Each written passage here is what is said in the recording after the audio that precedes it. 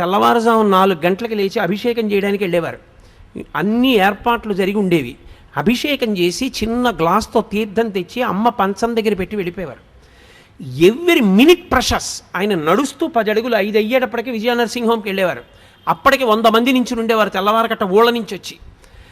రాత్రి 10 వరకు ఆయన పేషెంట్స్ని చూసి ఇంటికి వచ్చి అమ్మ మంచం మీద కూర్చుని అమ్మ చెయ్యి ఇలా పట్టుకుని, ఏమ్మా ఇవాళ నీ కోడలు బొబ్బట్లో నేను తినవా?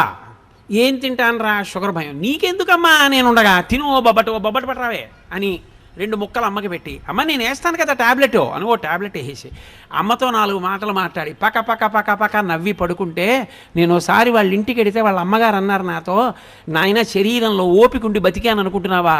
నా కొడుకు రాత్రి ప్రతిరోజు వచ్చి కూర్చుని అమ్మ అమ్మ అంటూ మాట్లాడిన మాటలకు బతుకుతున్నానయ్యా అన్నారు ఆవిడ. అది ఆదర బుద్ధి. అమ్మ నిన్ను ఏదో ఎత్తుకుపోతుంది నీ దగ్గర అనుకోవడం నీ కర్మ, అది నీ బుద్ధి ఎందొచ్చిన జాడ్యం. తండ్రి నీ డబ్బేదో పట్టుకుపోతాడు అనుకోవడం నీ జాడ్యం, అది నీకొచ్చిన తప్పు, నువ్వు దిద్దుకోవాలి. నీకు జ్వరం వస్తే నువ్వు మంది చేసుకున్నట్టు ఈ శాస్త్ర విషయంలో నీకు అవగాహన దోషం వస్తే నువ్వు నేర్చుకోవాలి. కానీ అది తిన్నగా పిల్లల తప్పని నేను చెప్పను. సవకబారు అన్నీ మనం పిల్లలకి చూపిస్తున్నాం. ఏవి చూపించకూడదో అవన్నీ చూపించి అది బాగుండాలని మీరు కోరుకునే అధికారం మీకు ఎక్కడుంది? మీరు ఏది చూపించకూడదో చూపించకుండా ఉండడం సమాజం యొక్క ప్రధానమైన కర్తవ్యం. అప్పుడు పిల్లలు బాగుండాలని కోరండి. అయినా ఇంకా పిల్లలు బాగుంటున్నారంటే వాళ్ళది గొప్పతనం.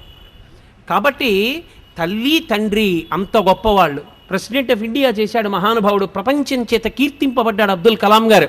వింగ్స్ ఆఫ్ ఫైర్ రాసుకుని ప్రిఫేస్లో రాసుకున్నాడు.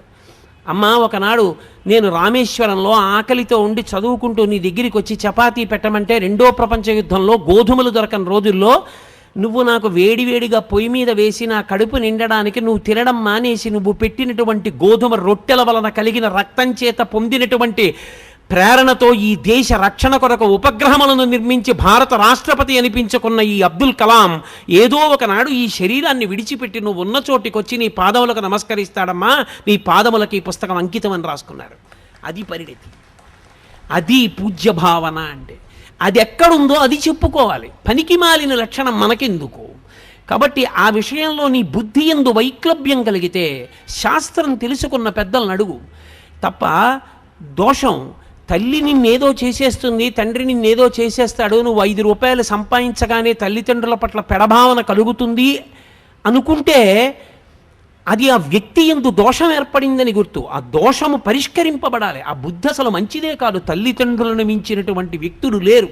అందుకే శంకర భగవత్పాదులు ఆ మాట అన్నారు, పూజ్యోస్తు గురువు. తండ్రి ఎవరో తెలుసా? తనంత తాను గురువు. గురువు అన్న మాటకు అర్థం ఏంటో తెలుసా? బరువు అని. తండ్రికి 80 ఏళ్ళు వచ్చాయి, కొడుకు సీనియర్ అయ్యేసి అప్పటికి. ఇప్పుడు తండ్రి గొప్ప కొడుకు గొప్ప? తండ్రి శరీరముతో ఉన్నంత కాలము తండ్రి ముందు కొడుకు చిన్నవాడే. గురువు బరువు, ఎదురుకుండా ఉన్నది లఘువు చిన్నది. అప్పుడు కూడా శుభలేఖ తండ్రి గారి పేరు మీదే ఇవ్వాలి నీకు జ్ఞానం ఉంటే. ఐఏఎస్ కదా అని ఆయన పేరు మీద ఇవ్వకూడదు, కొడుకు పేరు మీద. తండ్రిని అంతలా చూడాలి. మహానుభావుడు డిస్ట్రిక్ట్ జడ్జ్ చేశారు కృష్ణయ్య గారు. తండ్రిని ఎలా చూశారండి? నిజంగా ఎంత సంతోషపడిపోయేవాళ్ళం మనం ఆయన్ని చూసి. అటువంటి తండ్రులు, అటువంటి కొడుకులు నాకు తెలుసు. కాబట్టి తండ్రి ఆయన పూజనీయుడైన గురువు. ఆయన నీకన్నా ఎప్పుడూ 4 ఆకులు తెలిసున్నవాడే. అందుకే శ్రీరామాయణంలో వాల్మీకి మహర్షి ఒక తీర్పు చెప్పారు. కొడుక్కి భార్యగా ఎవరుండాలో నిర్ణయం చేయగలిగిన అధికారి ఎవడు? తల్లి కూడా కాదు. ఎందుకో తెలుసా? తల్లిది అతి ప్రేమ. అతి ప్రేమ ఎక్కడుంటుందో శంక అక్కడ ఎక్కువైపోతుంది. అమ్మ రాశీభూతమైన ప్రేమ అన్నాను కదా. మీరు చూడండి, 8ంటికి ప్రైవేట్ నుంచి రావలసిన పిల్లాడు 8:30కు కూడా రాలేదనుకోండి, అమ్మ అంటుంది, ఏమండి వీడు ఆ సైకిల్ చక్రం బాగు చేయించుకోరా అంటే, బాగు చేయించుకోలేదు, ఏం అవ్వలేదు కదా అంటుంది. ఏం అవ్వలేదు కదా అంటే, వాడు దేన్నో గుద్ది పడిపోలేదు కదా, కాలు ఇరిగిపోలేదు కదా, చెయ్యి ఇరిగిపోలేదు కదా, నోటితో అందం. ప్రేమ ఎక్కడ ఎక్కువో శంక అక్కడ ఎక్కువ. అందుకే అమ్మ కోడల్ని నిర్ణయం చేయడంలో శంక ఎక్కువైపోతుంది. ఈ అమ్మాయి సుఖపెడుతుందా, మా ఇద్దరినీ కలిసి ఉండనిస్తుందా, అయ్యి బాబోయ్ ఏం చిచ్చెట్టేది కదా, ఎప్పుడూ శంక బెంగ ఎక్కువ కాదు. దక్షతతో ఆత్మావై పుత్రనామాసి, తన యొక్క తేజస్సే తన కొడుకు. ఆమె నా కొడుకుని సుఖపెట్టగలదు, కోడలిగా నా వంశోన్నతిని చెయ్యగలదు, మమ్మల్ని సంతోషపెట్టగలదు. ఆ కొడుకు మనోభావాన్ని అర్థం చేసుకుని కోడల్ని తేగలిగిన వాడు తండ్రి ఒక్కడే. అందుకే శ్రీరామాయణంలో చాలామంది అనుకుంటారు ఏదో శివధనుర్భంగం అయింది, రామచంద్రమూర్తి సీతమ్మని స్వీకరించాడు అనుకుంటారు. తప్పు. అయోధ్యకాండలో అనసూయమ్మతో చెప్పింది సీతమ్మ తల్లి, మా ఆయన నన్ను అలా పెళ్లి చేసుకోలేదమ్మా, శివధనుర్భంగం చేస్తే మా తండ్రి గారు జనక చక్రవర్తి గబగబా పూర్ణ కలశం పట్టుకుని వచ్చారు, పట్టుకొని వస్తే ఆయన ఏం స్వీకరించలేదు నన్ను. ఆయన అన్నాడు, అయోధ్యాయా పితుశ్చంద అవిజ్ఞాయ పితుశ్చంద అయోధ్యాధిపతే ప్రభో, నాకు ఎవరిల్లాలుగా ఉండాలో నిర్ణయించవలసిన వాడు నా తండ్రి, నన్ను చదివించినవాడు, వశిష్ఠుడి దగ్గర బుద్ధి నేర్పినవాడు, విశ్వామిత్రుడితో పంపినవాడు, నిరంతరం నా కొరకు పూజ చేసేవాడు, నా గురుకు ప్రార్థన చేసేవాడు అయిన నా తండ్రికి నా పక్కన ఎవరు భార్యగా ఉంటే సుఖపడతానో తెలియదా? ఆయన నిర్ణయిస్తే నాకు భార్య. శివధనస్సెందుకు భంగం చేశానంటావేమో, క్షత్రియుణ్ణి ఎక్కుపెట్టే. మా నాన్నగారిని పిలిచి మాట్లాడు, మా నాన్నగారు చేసుకోమంటే చేసుకుంటా, లేకపోతే నేను ఈమెని స్వీకరించానన్నాడు. ఆవిడ చెప్పింది అనసూయమ్మతో, అయోధ్యాయా పితుశ్చంద, మా తండ్రి ఉన్నాడు, ఆయన ఒప్పుకోవాలి, ఒప్పుకుంటే చేసుకుంటా, లేకపోతే చేసుకోనన్నాడమ్మా మా ఆయన. అందరూ సీతాకళ్యాణం అంటే వెంటనే అయిపోయింది అనుకుంటారు. అప్పుడు మా నాన్న దశరథ మహారాజు గారికి కబురు చేశారు. దశరథ మహారాజు గారు పిల్లని చూసి చాలా బాగుంది అనలేదు, పిల్లని చూసి చాలా బాగుందని మామగారు అనకూడదు. ఆయన ఎవరు? పిల్ల అంత చందాలి ఆయనకి ఎందుకు? పిల్ల యోగ్యత అంతే ఆయనకి కావలసింది. పిల్ల అందంగా ఉందనవలసిన వాడెవరు?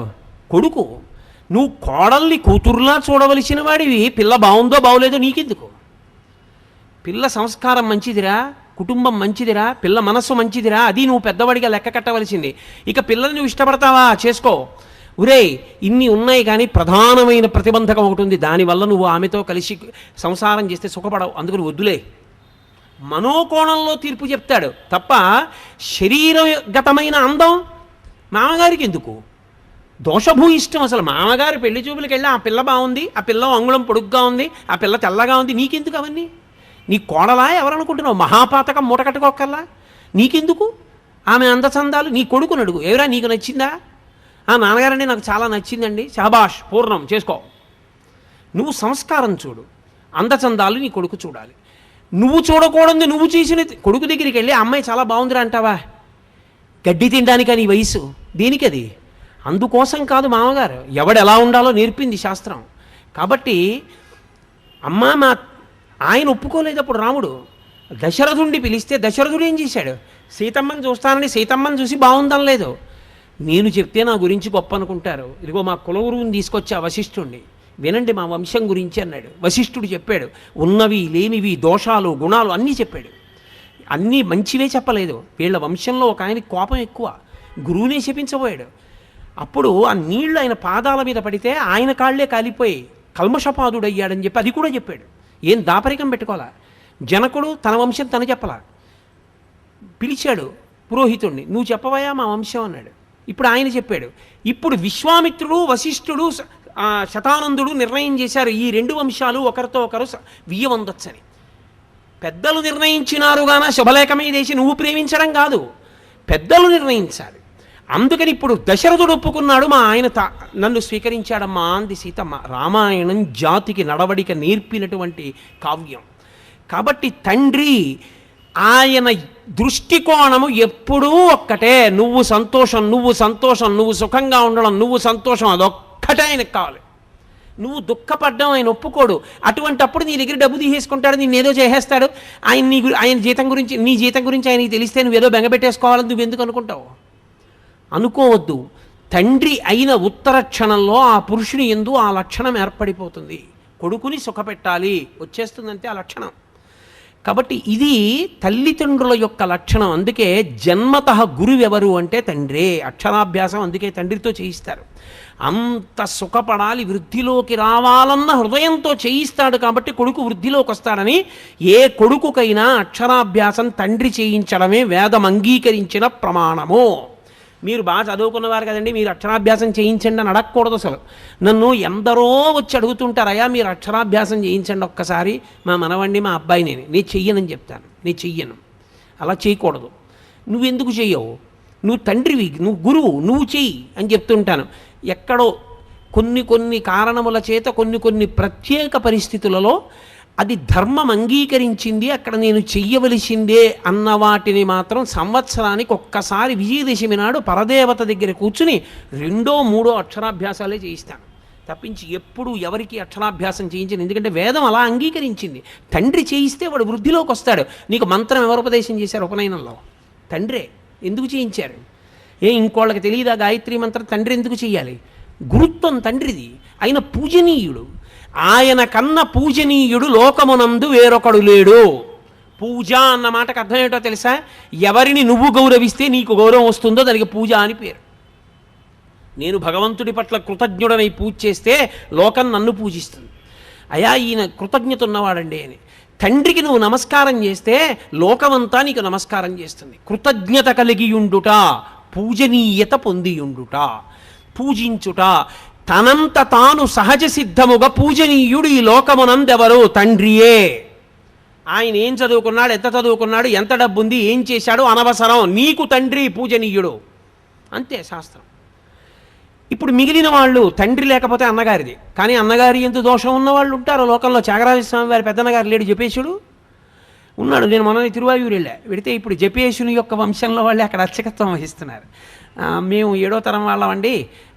అయ్యోయ్యో గురువుగారు మీరు వచ్చారా, రండి మా ఒకసారి త్యాగరాజస్వామి వారు తిరిగిన ఇల్లు అవి చూపిస్తామని పాపం తీసుకెళ్ళి చూపించారు. వేరు మాట అనుకోండి. కానీ అన్నగారు జపేశుడు తమ్ముడైన త్యాగరాజస్వామి వారిని ఎంతో బాధ పెట్టాడు. కానీ శాస్త్రం ఏమంటుందో తెలుసా? ఆయన తప్పు చేశాడు, ఆయన యందు దోషం. నువ్వు తమ్ముడు, అన్నగారి పట్ల నువ్వు తప్పు పట్టవద్దు. ఆయన దోషభూయిష్ఠుడై ఉన్నాడు, ఈశ్వరుడు ఆయన మీద తగిన చర్య తీసుకుంటాడు. నువ్వు నీ వైపు నుంచి నీ ధర్మాన్ని నువ్వు పాటించాలి. అన్నకు ఒక నమస్కారం చేసి వెళ్ళిపోవడమే, ఎదురుపడి తిరగబడవద్దు. అన్న చెడ్డవాడైతే ఒకనాడు మారతాడు. కానీ అసలు యథార్థమునకు మానవీయ సంబంధముల యందు అన్నదమ్ములకు ఉండవలసిన లక్షణమేమి అంటే వాల్మీకి మహర్షి రామాయణంలో ఒక మాట చెప్పిస్తారు రాముడితో. ధర్మమర్థంచ కామంచ పృథివీంచాపి లక్ష్మణ ఇచ్చాపి భవతామర్థే ఏతత్ ప్రతిశృణోమితే అంటాడు. ధర్మము, అర్థము, కామము ఈ 3 నా తోబుట్టువులు అనుభవించిన నాడు తప్ప నేను అనుభవించనన్నాడు రాముడు. అది అందుకే చిట్ట చివర పట్టాభిషేకానికి విమానం దిగినప్పుడు క్షవరం చేయించుకోవయ్యా అంటే తమ్ముళ్ళ వంక చూశాడు. అడగకపోయినా అరణ్యవాసం చేయమని నా వెంట వచ్చి లక్ష్మణస్వామి జుత్తు చూడండి. రాజ్యం తల్లి తెచ్చి ఇచ్చినా అక్కర్లేదని నందిగ్రామంలో కూర్చుని మహానుభావుడు పాదుకలు సింహాసనం మీద పెట్టి పరిపాలించిన భరతుడి జుత్తు చూడండి. వాళ్ళు జుత్తు తీసుకోకుండా నేను జుత్తు ముందు తీసుకుని సహేగంగా తయారవనా? ముందు తమ్ముళ్ళకి తీయండి, తర్వాత నేను తీసుకుంటానన్నాడు. అది అన్నగారంటే.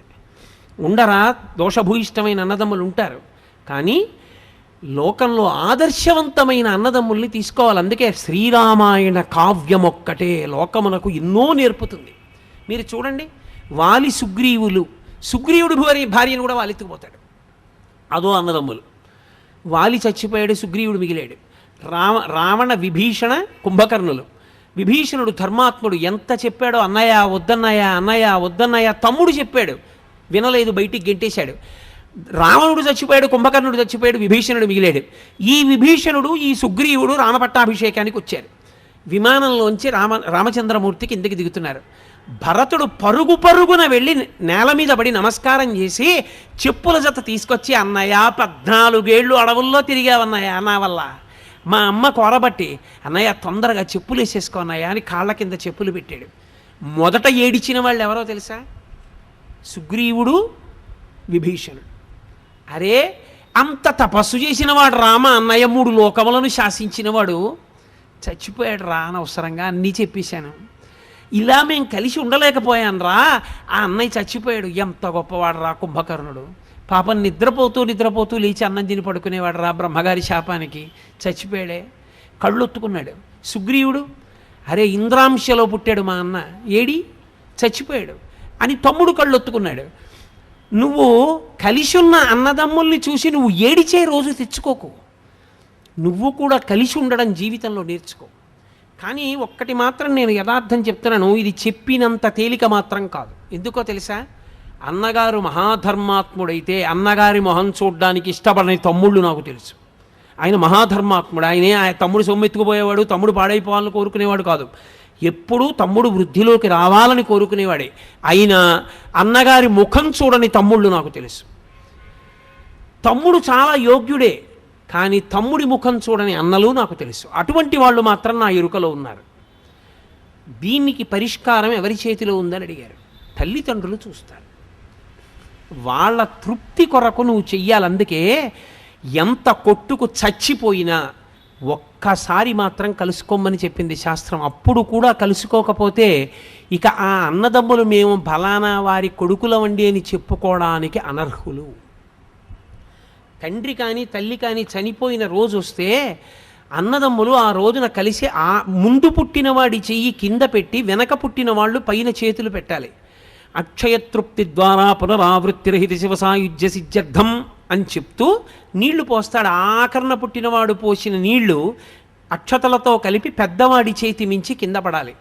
తండ్రి అప్పుడు వచ్చి చూస్తాట, అరే ఇద్దరిని కన్నాను, పెద్దవాడు తద్దినం పెడుతున్నాడు, నీళ్లు ఒడిచిపెడుతున్నాడు, వాడు రాడు, వీడు పిలవడు, వీడు బుద్ధి చెప్పలేదు, వీడు గట్టిగా చెప్పలేదు, వీడిది తప్పే అని ఏడుస్తూ పుచ్చుకుంటాట నీళ్లు. మరి 3 తరాలు ఉండద్దు దక్షిణ దిక్కున పితృస్థానంలో. కాబట్టి అన్నదమ్ములన్న వాళ్ళు తమని కన్నవాళ్ల యొక్క కనీస గౌరవాన్ని దృష్టిలో పెట్టుకున్నప్పుడు 50 ఏళ్ళు వచ్చేసాయి అన్నకి, ఎన్నాళ్ళు ఉంటాడు? మహా ఉంటే మీ ఇంట్లో ఉన్న ఆయుర్దాయాన్ని దృష్టిలో పెట్టుకున్నప్పుడు ఇంకో 15 ఏళ్ళు ఉంటాడు. ఇంకొక 15 సంవత్సరాలు ఆయన బతికితే ఆయన తెలివేసి ఉండేది 7.5 సంవత్సరాలు. ఒక రాత్రి నిద్రపోతాడు కాబట్టి 7.5 సంవత్సరాల్లో ఆయన ఏడాదికి నీ దగ్గరికి వచ్చి మాట్లాడితే ఏడాదికి 2 రోజులు కలుసుకుంటారు. కాబట్టి 7.5 సంవత్సరాల్లో అర సంవత్సరం వదిలేసినా ఇక 14 రోజులు. 14 రోజులు అన్నాదమ్ముడు పక్క పక్కన కూర్చున్నా 14 రోజులు మాట్లాడుకోరుగా. ఆయన కాలకృత్యాలు ఆయనవి, ఆయన భోజనం అయింది, ఆయన సంసారం అయింది, ఆయన పనులు అయినవి, ఈయన పనులు ఈయనవి. తీసేస్తే సగానికి 3.5 రోజులు. ఇక 50 ఏళ్ళు వచ్చిన అన్నగారు తన తమ్ముడితో కలిపి ఈ జన్మకి మేము తల్లిదండ్రుల బిడ్డలమని మాట్లాడుకునేటటువంటి అవకాశం ఏమైనా మిగిలితే 65 ఏళ్ళు బతుకుతాడు. వాళ్ళ ఇంట్లో ఉన్న ఆయుర్దాయాన్ని లెక్క కట్టినప్పుడు అనుకుంటే ఇక వాళ్ళిద్దరూ కలిసి మాట్లాడుకునేది 3 రోజులు. 3 రోజులు మాట్లాడుకునే దానికి దేనికి మీ ఇద్దరు దెబ్బలాడుకుని అన్న ముఖం చూడని తమ్ముడి దగ్గరికి వెళ్ళలేని అన్నగా మారారు. సిగ్గుపడద్దు. అది ఆ అనుబంధాన్ని అర్థం చేసుకున్నప్పుడు ఎందుకు కలిసి ఉండలేవు నువ్వు?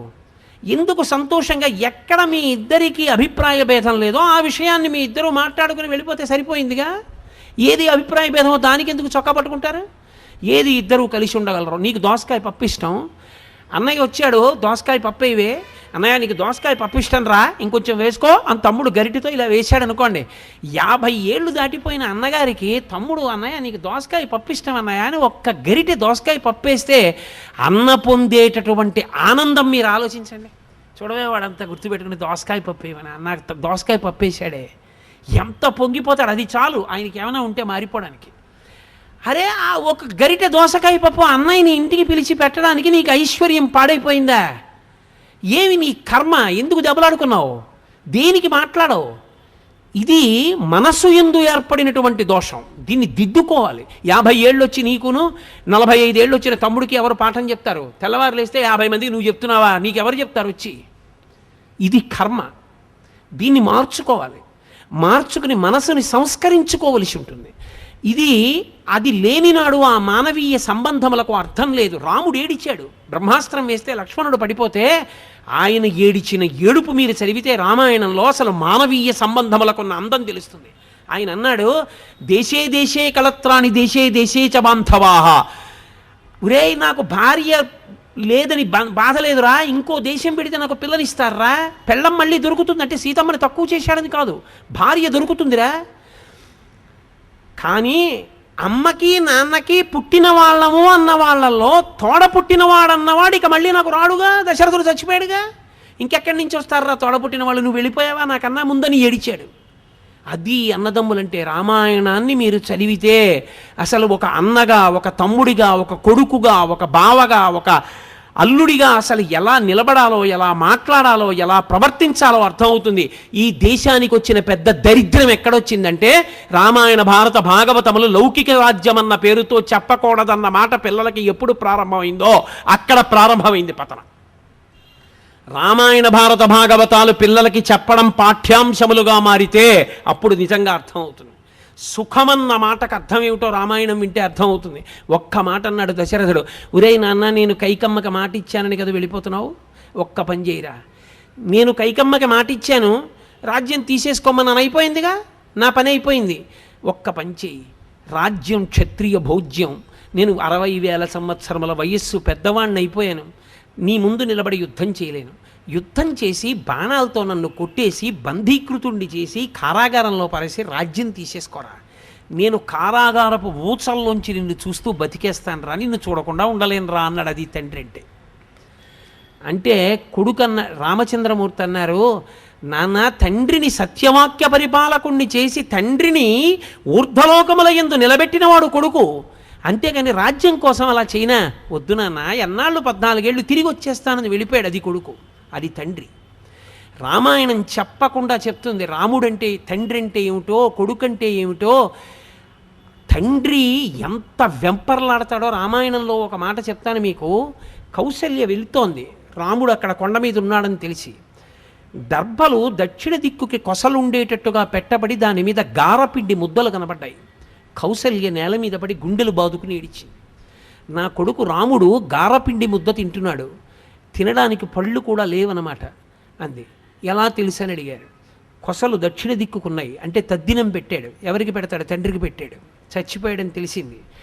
తను ఏం తింటున్నాడో దాంతోనే తద్దినం పెట్టాలి. తండ్రి చనిపోయిన తరువాత కూడా కొడుకు ఏది తింటున్నాడో అంతకన్నా ఎక్కువ పెట్టమని అడగడం, అప్పు చేసి తద్దినం పెట్టమని కూడా అడగడం. అందుకే తండ్రికి తద్దినం పెట్టేటటువంటి మార్గం చెప్పింది.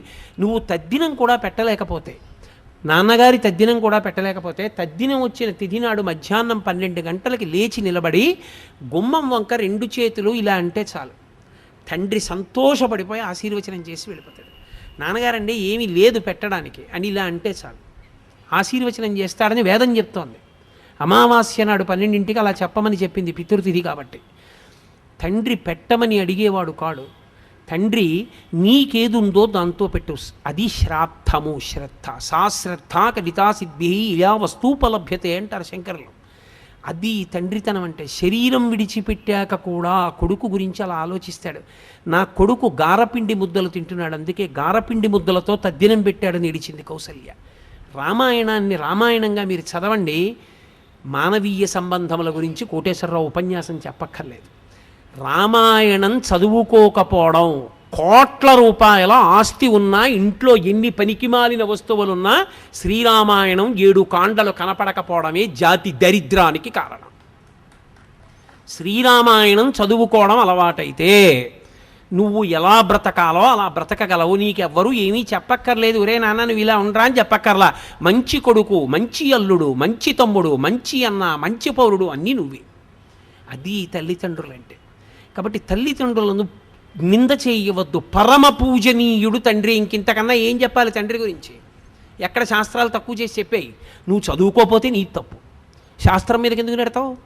తల్లితో సమానమైన స్థానము తండ్రికి కల్పించలేదు అని నువ్వు తీర్పోటా మళ్ళీని. ఎక్కడా అలా చెప్పలేదు. అలా చెబితే నేను అంగీకరించను. ఎందుచేత? ఏ పురాణము, ఏ కావ్యము, ఏ స్మృతి, ఏ ఉపనిషత్తు అలా చెప్పలేదు. తండ్రి తండ్రే, తల్లి తల్లి. అలా ఇద్దరు ఉండకపోతే ఆ బండి నడవదు. అంతే. అలా నడవాలి అంటే వాళ్ళిద్దరి యందు అటువంటి లక్షణములతో వాళ్ళు సమైక్యం అయితేనే నిలబడుతుంది కుటుంబం. కాబట్టి అది తల్లిదండ్రులు. అది అర్థం చేసుకున్న నాడు నువ్వు వృద్ధిలోకి వస్తావు. ఇక వైదిక సంబంధము అని ఒకటి ఉంటుంది. సరే, నేను దాని గురించి ఇంకా ఎక్కువగా మాట్లాడితే ఎంతకని నేను మాట్లాడగలను. దేహ సంబంధం, పుట్టుకతో వచ్చే సంబంధాలు అవన్నీ, అన్న, తమ్ముడు, అక్క, చెల్లి, ఇవన్నీ తీసేస్తానండి అంటే మీరు తీసేయలేరు. పినతల్లి, పెదతండ్రి అంతే, ఆ పుట్టుకతో వచ్చేసింది. వైదిక సంబంధము వేదము వలన ముడిపడుతుంది. ఆ సంబంధం వేదమును ప్రమాణము చేసుకుని ముడిపడుతుంది. అందుకే అగ్నిసాక్షిగా అంటారు. పెళ్ళి అగ్నిసాక్షిగా ఎందుకో తెలుసా? కన్యాదాత గారు కాదు పిల్లనిచ్చేది, అగ్ని ఇస్తాడు. అగ్ని ఇస్తే నువ్వు పుచ్చుకున్నావు కాబట్టి వృద్ధి. అందుకే అర్ధరాత్రి 1 గంటకి సుముహూర్తం పూర్తయినా ప్రధాన హోమం చేయించేస్తారు. వివాహమునందు బాగా జ్ఞాపకం పెట్టుకోండి నేను చెప్పే మాట. వివాహమునందు 3 ఏకం చేస్తారు. ఈ 3 ఏకం చేసిన కారణం చేత ఇద్దరు ఒకటవుతారు. ఏ 3 ఏకం చేస్తారు అని అడిగారు. వేదమంత్రములను ప్రమాణముగా, వేదమును సాక్ష్యముగా, అగ్నిహోత్రుణ్ణి ప్రధానమైన దేవతగా స్వీకరించి 3 కలుపుతారు. ఏకపాత్రా భోజనము, పెళ్ళైన రోజు కాదు, యథార్థమునకు భర్త తిన్న విస్తట్లో భార్య తినేది పూర్వం. నాకు బాగా తెలుసు. పత్నీభాగం అని బూరె తిని చాలా బాగుందనుకోండి బూరి, ఆయన రెండో బూరె వేయమని నెయ్యి వేయించుకొని బూరి సగం తిని వదిలిపెడతాడు. అర్థం ఏమిటో తెలుసా? చాలా బాగుంది బూరి, నీకోసం వదిలేను. ఆ ప్రేమతో కలగలుపుకుని తింటుంది భార్య ఆ విస్తట్లో. అందరి పత్ని భాగం వదిలేడండి ఆయన అని వెటకారం ఆడతారు ఇప్పటికీ. ఓ బూరి మొక్క వదిలేశాను అనుకోండి నేను విస్తట్లో, దాని అర్థం ఏమిటంటే, ఏమో బూరి చాలా బాగుందో నువ్వు తిను అని 10 మందిలో అనలేక నేను వదిలేస్తే ఆ విస్తట్లోనే అన్నం పెట్టుకున్నప్పుడు ఆ బూరి గుర్తు అన్నమాట. 2 బూర్లు తినడానికి అన్నం తక్కువ తిను, బూర్లు బాగున్నాయి ఇవాళ అని. అందుకని ఏకపాత్రా భోజనము, పెళ్ళైన రోజు 2 పాత్రలలో భోజనం చేయరు, ఒక్క పాత్రలోనే వడ్డించి ఇద్దరిని భోజనం చేయమంటారు. ఒక విస్తరి. ఏక వస్త్రధారణము, ఇద్దరు కలిపి ఒక బట్టే కట్టుకోవాలి. అది ఎలా అసహ్యంగా ఉండదు సభాముఖంగా? అందులో యథార్థములకు 3 రోజులు చేయాలి పెళ్ళి.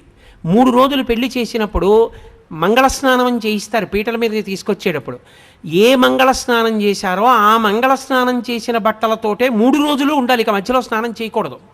మంగళస్నానం అని ఎందుకు పిలుస్తారంటే, మంగళస్నానం వేదమంత్రం లేకుండా చేయించిన పార్వతీ పరమేశ్వరులు ఆవహిస్తారు పెళ్లి కొడుకుని పెళ్లి కూతురు.